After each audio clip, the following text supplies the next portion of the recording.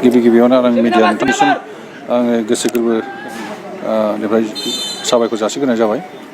बे खेलाया जाहैबाय जोंनि गुरुबासा इउनिट कमिटि आबसुनि आगुनि रुंसारि महेश्वर ब्रह्म।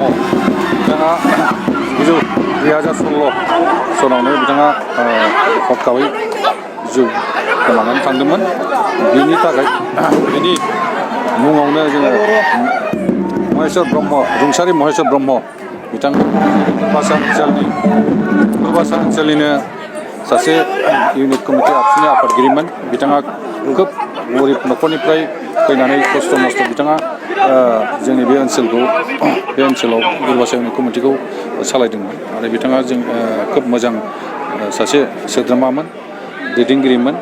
दा बेखौ मोजां मोननानैनो जोंनि गुरुबासा ओनसोलनि साफ्रोमबो बुद्धिजिबि मेलेमजिबि बिथांमोनहा बिथांनि मुङै जे मोनसे गोसोखां मोनसे फुटबल ट्रफि होनांगौ होनलायनायखौ जोङो सानलायलायनायनि गेजेरजों बे थिरांथाखौ लानानै जोङो मोनसे नैबे खेलाखौ दिनैनिफ्राय आरोखि 21 तारिखनिफ्राय जोङो 1 तारिखसिम मोनसे 16टा टिमखौ लानानै जों मोनसे खेलाखौ खुंफुंनो होननानै खुंफुं आफादनि आङो सासे आफादगिरि हिसाबै आरो लोगोसे आंजोंनो खुंफुं आफादनिनो गाहाय नेहाथारि कनभेनर बिथां बिरबल बसुमतारी आरो आंजों लोगोसे जोंहा बर' थुनलाइ आफादनिनो गुरुबासा दालाइसानि प्राइमारिनि आफादगिरि बाबुराम बसुमतारी, जों जयैनो जे बे ओनसोलनि साफ्रोमबो मेलेमजिबि बुद्धिजिबि बयनिबो मतामत लानानै बे खेलाखौ होनाय जादों। आरो बिथांखौ गोसोखांनायनि नामावनो टटेल बे खेलायाव जोंहा 16टा टिम दं। बियो 9 दिन खेला जागोन। दिनैखौ लानानै 9 दिन खेला जोङो 1 तारिखआव फाइनालखौ लाहैगोन। दिनै गाहाय आलासि हिसाबै जोङो दुलाराय बर' फरायसा आफादनि मानगोनां लोगो आफादगिरि खोरोमदाव औवारि बिथांखौ गाहाय आलासि हिसाबै हांख्रायनानै लाबोदों। बिथाङा दिनै बे हाबाफारिखौ मावफुंबाय आरो लोगोसे फुङावबो जोङो फुंनि बेलायाव फुंनि 8टायाव जोंहा मोनसे बे प्लेग्राउन्डखौ अपेनिं खालामदों जोंनिनो बिटिआरनि MCLA माधब छेत्री आरो CMनि पलिटिकेल सेक्रेटारि बिथाङा फुङाव बे फ्लेगखौ अपेनिं खालामनानै गेलेग्रा फोथारखौ अपेनिं खालामखानानै थांखांबाय बरिया।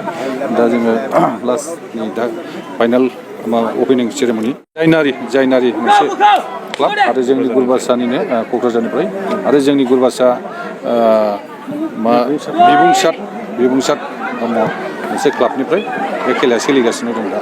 ओरैनो बे गेलेमु बिथिंनि गेजेरजों ओनसोलनि खेला गेलेनो मोजां मोनग्रा लाइमोनफोरखौ आङो बे खुंफुं आफादनि आफादगिरि हिसाबै बे ओनसोलाव जोङो गोबां गेलेगिरिफोर दङ जोंनाव।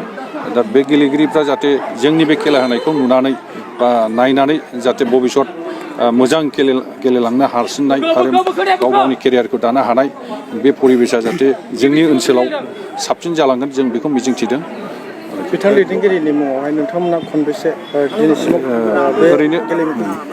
ओरैनो बिथां रुंसारि महेश्वर ब्रह्मनि खेलाखौ जोङो बेनो फार्स्ट खेला होदों आरो बेखौ जोङो टुर्नामेन्ट हिसाबै नङा चेम्पियनशिप ट्रफि 2022 जोङो बे खेलायाव बे खेबसेयैनो खुंनो थाखाय दुलाराय गुरुबासा इउनिट कमिटि आबसुआ मोनसे डिसिसन लाखानाय दं। जों बेखौ खेबसेयैनो खुंनाय जागोन।